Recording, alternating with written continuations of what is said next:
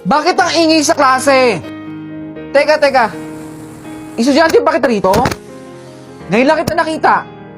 Alam mo, kung pwede lang lumabas ka na dahil magtuturo na ako sa mga estudyante ko. Nako, inaatake na naman ng sungit at galit si ma'am. Nakakatakot si ma'am, no? Ayaw man lang umiti. Joseph! Ano binubulong-bulong niyo dyan? Okay, get your assignment now!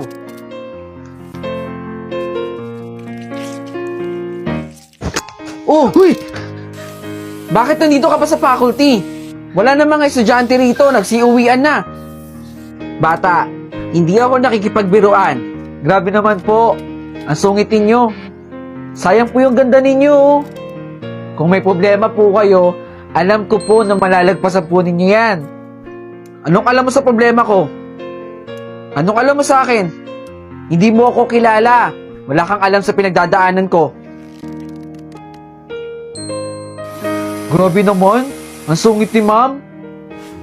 Ay, grabe. Ang dami ko na nga problema. Sumabay pa yung traffic. Hi, ma'am! Ikaw na naman. Opo, ako po ulit. Tigilan mo ako ba? Hindi ako nakipag... Uy, teka lang ma'am, sandali. Mag-joke lang naman ako eh. Ano to?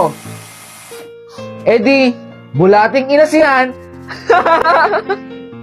Joke ba yon? Tumatawa ka nga, ma'am eh. Yan! Ganyan po! Dapat lagi tayong umingiti. Alam mo bata, kumain ka na ng breakfast mo.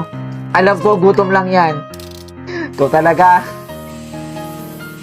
Kung magre-resist kayo, mag-resist na lang kayo ha. Ang ingi-ingi nyo pa. Ma'am, bumiti ka lang po. Ang ganda-ganda nyo po. Alam ko na naman, mag-joke ka na naman, bata. Gutom ka na ba? Sumuba sa bayan ako?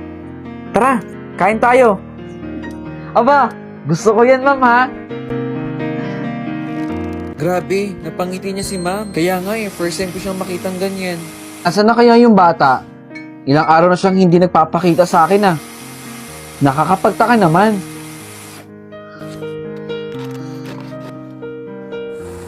Nice. Tapos na ang mission mo. Napangiti at napatawa mo na ang teacher na laging galit. Yes! Binabati kita. Salamat po. Bye-bye, ma'am!